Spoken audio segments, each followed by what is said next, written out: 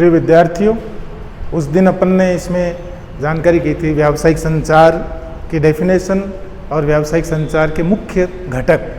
आज हम इसमें अपन देख रहे हैं कि संचार के प्रकार, टाइप्स ऑफ कम्युनिकेशन। अपन दैनिक जीवन में बहुत से लोगों से संपर्क करते हैं, उनसे अपने भावनाओं का आदान प्रदान करते हैं, उनको अपनी सूचनाएं देते हैं। अपन कभी इस बात पर गौर नहीं करते कि हमने किस प्रकार का संचार का आदान प्रदान किया है या हमने जो सूचना भेजी है उसको कौन सी कैटेगरी में सम्मिलित किया जाएगा।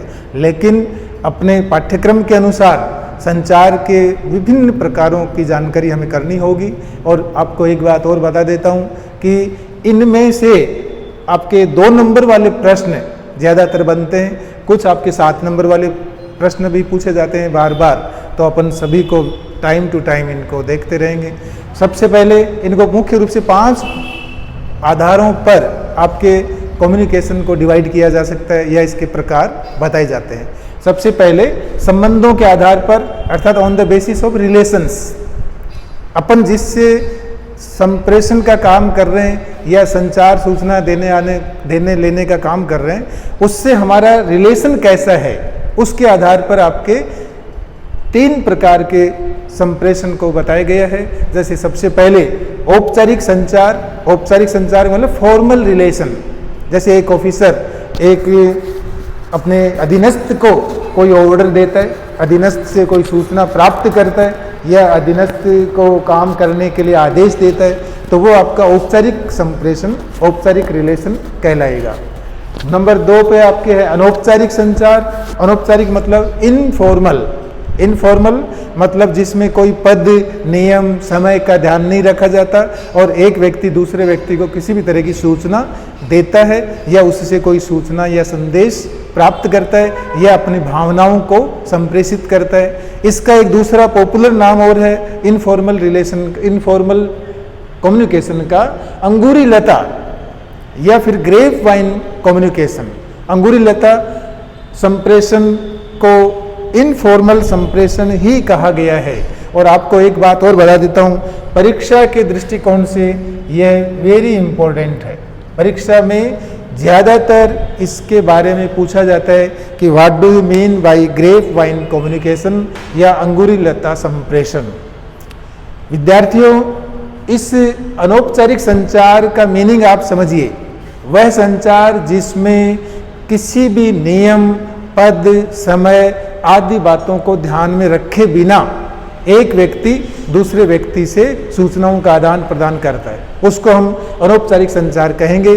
परीक्षा में अनौपचारिक संचार और औपचारिक संचार में डिफरेंस भी पूछा जाता है कई बार, जिसको अपन आगे देखेंगे। लेकिन यहाँ पर थोड़ा सा इंट्रोडक्शन अंगूरी लता या ग्रेप वाइन कम्युनिकेशन पर मैं आपको बता देता हूँ कि इसमें क्या होता है कि उस संचार का डायरेक्शन किसी भी दशा में, किसी भी दिशा में जा सकता है। जैसे एक अंगूर की बेल किसी भी डायरेक्शन में फैल सकती है, उसका कोई एक डायरेक्शन नहीं होता कि इसी डायरेक्शन में ये बेल बढ़ेगी। वैसे ही जो भी समाचार होता है, जो भी सूचना होती है, वो किसी भी डायरेक्शन में, ऊपर नीचे, साइड में, आगे पीछे, कहीं से कहीं वह सूचना पहुंच जाती है। इसलिए अंगूर की बेल की भांति इसकी दिशा तय होती है, इसलिए इसको अंगूरी लता संप्रेषण कहा जाता है। इसको भी अपन विस्तार से आगे लेंगे। नंबर 3 आरेखी या विकरणीय संचार। इसमें आपके फॉर्मल होता है, इसमें इनफॉर्मल होता है। ये भी आपके एक तरह से फॉर्मल है, लेकिन इसका भी डायरेक्शन कोई तय नहीं होता। ऊपर वाले से आप संपर्क कर सकते हो, सूचना भेज सकते हो, नीचे वाले को सूचना दे सकते हो, साइड वाले को भी सूचना दे सकते हो या उससे ले सकते हो। इसलिए इसको आरेखी या विकरणीय संचार के नाम से पुकारा गया। नंबर 2 जो आधार है आपके संदेशों के प्रवाह के आधार पर, अर्थात आपकी सूचना का फ्लो किस साइड में है, ऊपर की तरफ आपकी सूचना जा रही है या नीचे की तरफ आपकी सूचना जा रही है, उस आधार पर भी आप कम्युनिकेशन को 2 भागों में बांट सकते हैं। जैसे नंबर 1 लंबवत, जिसका दूसरा नाम है ऊर्ध्वाकार, वर्टिकल। लंबवत मतलब ऊपर ऑफिसर से लेकर के नीचे तक आपके यदि कोई सूचना संप्रेषित होती है। लंबवत का एग्जाम्पल आप बता सकते हैं, जैसे ए ने कोई ऑर्डर बी को दिया, बी ने सी को दिया और सी ने डी को दिया। कोई भी सूचना या ऑर्डर यदि ऊपर से नीचे की ओर आता है तो उसको हम ऊर्ध्वाकार या वर्टिकल कम्युनिकेशन के नाम से पुकारेंगे। विद्यार्थियों, ज़्यादातर कम्युनिकेशन ऑफिसेज में, कार्यालयों में ज़्यादातर कम्युनिकेशन इसी स्वरूप में देखने को मिलता है। सर्वोच्च अधिकारी कोई सूचना या आदेश नीचे तक भेजने की कोशिश करता है और वह अपने से संबंधित अधीनस्थ को सूचना प्रेषित करता है, उसके नीचे अधीनस्थ आगे वाले को, और उसके बाद सभी तक वह सूचना संप्रेषित हो जाती है। इसका विपरीत समतल, समतल मतलब हॉरिजेंटल या फिर लेटरल, और इसका दूसरा नाम है क्षैतिज।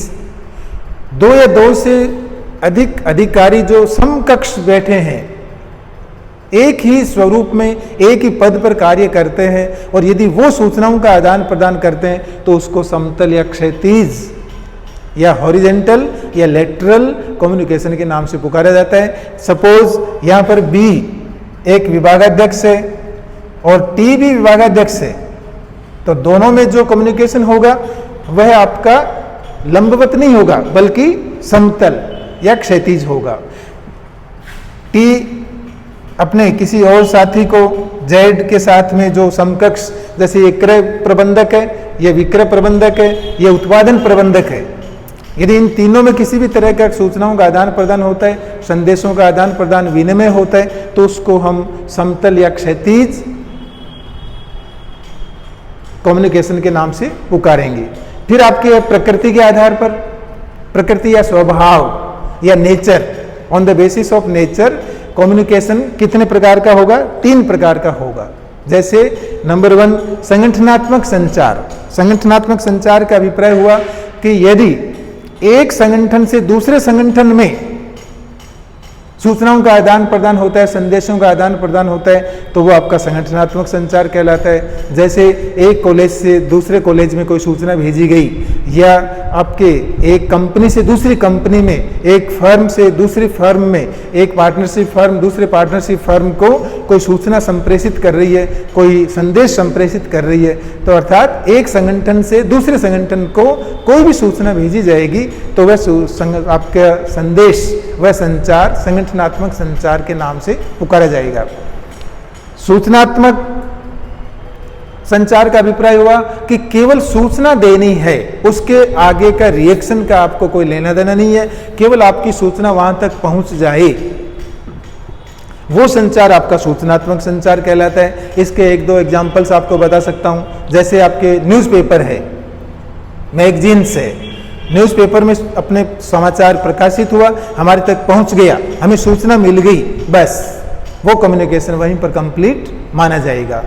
इसके अलावा अंतःवैयक्तिक अर्थात व्यक्तिगत रूप से यदि आप किसी के साथ संप्रेषण स्थापित करते हो, व्यक्तिगत रूप से कि इसके अलावा और किसी को पता नहीं चले, आप चला करके जाते हो या फोन करते हो व्यक्तिगत रूप से, उसके पर्सनल मोबाइल नंबर पर आप सूचना देना चाहते हो और उससे कोई संदेश लेना चाहते हो, तो वह आपका अंतःवैयक्तिक कम्युनिकेशन पर इंटरपर्सनल कम्युनिकेशन कहलाएगा। जैसे सपोज इनमें से यह ऑफिसर केवल सी को ही कोई सूचना देना चाहता है, कोई संदेश देना चाहता है, कोई ऑर्डर देना चाहता है, तो वह उसी को मोबाइल पर या बेसिक पर फोन करके बताएगा या लिखित में उसके पास कोई संदेश ऑर्डर भेजेगा। फिर आपके क्षेत्र के आधार पर, बहुत सिंपल है, क्षेत्र के आधार पर मतलब आंतरिक संचार, मतलब कंपनी के अंदर के कर्मचारी आपस में एक दूसरे को सूचनाओं का आदान प्रदान करते हैं, कंपनी के अंदर के अधिकारी ही सूचनाओं का आदान प्रदान करते हैं, वो आंतरिक संचार कहलाएगा। और बाह्य संचार, एक कंपनी दूसरी कंपनी के लोगों को अपना संदेश दे रही है, सूचना दे रही है या सूचना प्राप्त कर रही है, तो वह आपका बाह्य संचार कहलाएगा। अपने यहाँ पर दोनों तरह के संचार का उपयोग होता है। कई बार ऐसे सर्कुलर्स, कोई ऑर्डर या कोई सूचना जो आंतरिक संबंध रखती है तो उसको हम आंतरिक संचार के अंतर्गत सम्मिलित करेंगे। कई बार बाह्य पक्षकारों से संबंधित है, जैसे शेयर होल्डर्स को सूचना देनी होती है, लाभांश कितना बांटा जाएगा या लाभांश कब पेमेंट किया जाएगा या मीटिंग्स कब होगी, वो सब बाह्य हो गया। फिर आपके माध्यम के आधार पर, माध्यम मतलब आपका मीडियम क्या है, उसके आधार पर संचार को 4 भागों में बांटा जा सकता है। मौखिक संचार, लिखित संचार, सांकेतिक और दृश्य श्रव्य।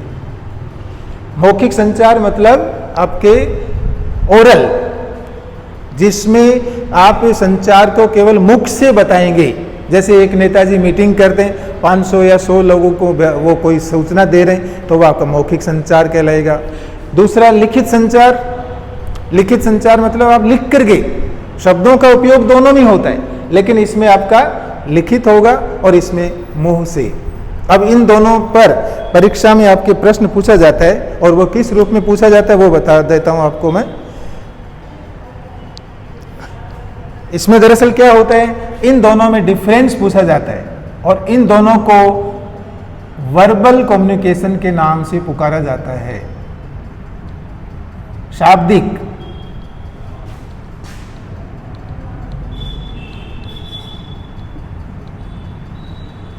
यहां पर एक चीज आपको सीखने को मिल रही है, ज्यादातर लोग क्या कहते हैं कि मौखिक या फिर शाब्दिक अर्थात वर्बल को ही ओरल के नाम से पुकारते हैं, वो गलत है।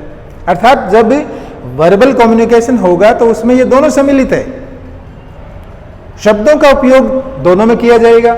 मौखिक संचार आप कर रहे हैं तो भी शब्दों का उपयोग होता है, लिखित संचार आप कर रहे हैं तो भी शब्दों का उपयोग हो रहा है। तो हमें ये गलत भ्रांति नहीं पालनी है, हमें आगे कभी गलती नहीं करनी है कि मौखिक और वर्बल एक ही चीज है। नहीं, वर्बल का क्षेत्र बड़ा है, मौखिक तो उसी का एक पार्ट है। मौखिक संचार तो वर्बल या शाब्दिक संचार का ही एक भाग है, दूसरा भाग आपके है लिखित संचार। अब नंबर 3 सांकेतिक संचार। सांकेतिक का मतलब आप इशारों से किसी को कोई संदेश देना चाहते हैं या सूचना देना चाहते हैं तो वो आपका सांकेतिक होगा। जैसे आप गर्दन का इशारा करते हो या हाथ का इशारा करते हो और वहाँ पर किसी को मना करते हो या हाँ करते हो या किसी को बुलाते हो, तो वो आपका सांकेतिक संचार कहलाएगा। ज़्यादातर अपन कई बार देखते हैं, आपसे किसी ने पूछा कि आप उसको जानते हो या उसको देखा, तो आप कंधे उचका देते हो। कंधे उचकाना भी आपका सांकेतिक संचार ही है। फिर आपके दृश्य श्रव्य, ऑडियो विजुअल, जो कि आजकल बहुत ज़्यादा पॉपुलर है, जिसमें आप किसी संदेश को कहते समय आपका फोटो भी जिसमें प्रसारित हो रहा है। जैसे मैं आपके सामने खड़ा हूँ और मैं आपको सुना भी रहा हूँ और आप मेरे को देख भी रहे हो। आप अपने इस व्हाइट बोर्ड पर जो लिखा हुआ है सामग्री, विषय सामग्री, उसको भी देख रहे हो। ये आपके ऑडियो विजुअल इसको कहा जाता है। आधुनिक युग में इसका सर्वाधिक उपयोग किया जाता है, लेकिन मौखिक संचार का महत्व भी कम नहीं है। जैसे किसी मैनेजर को अपने 50 कर्मचारियों की मीटिंग बुलानी है, किसी एक सभा हॉल में, सभागार में इकट्ठा करके वह उनको मौखिक संचार दे सकता है। एक नेता, अभिनेता भी मौखिक संचार का उपयोग करता है।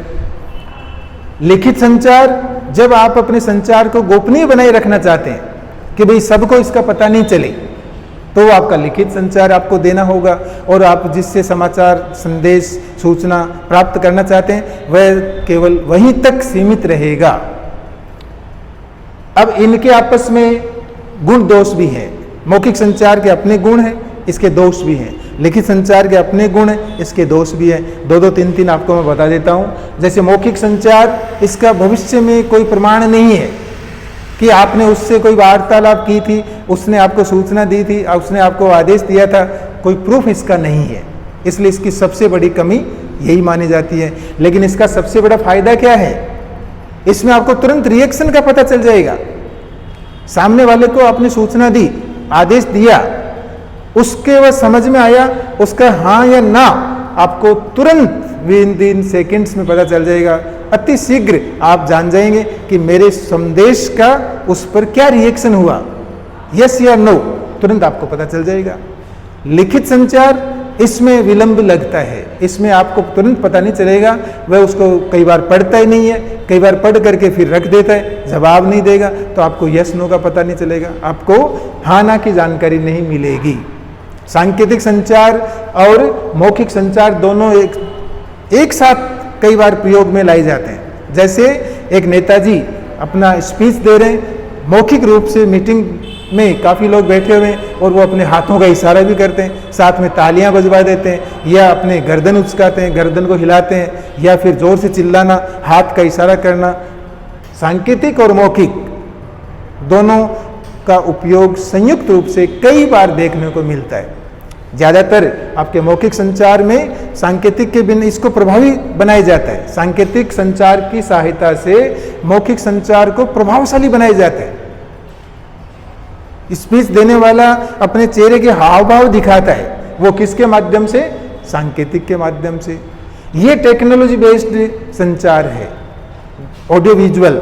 यदि आपके तकनीकी कोई खराबी होगी तो इसकी प्रभावशालीता खत्म हो जाएगी। अर्थात इसमें जैसे आपने आपके प्रोजेक्टर के माध्यम से कोई चीज़ बताना चाहते हैं या मोबाइल में आपकी आवाज़ सुनाई नहीं दे रही है तो आपका वह कर्मचारी सुन नहीं सकेगा, और आप कोई जानकारी लेना चाहते हैं कितना प्रोडक्शन हुआ रोजाना का, पर मंथ की रिपोर्ट बताइए, फ़ोन के ऊपर आप पूछना चाहते हैं तो वह आपको सही ढंग से बता नहीं पाएगा, क्योंकि इसमें तकनीकी सिस्टम आपका प्रभावशाली होना चाहिए, सक्सेसफुल होना चाहिए।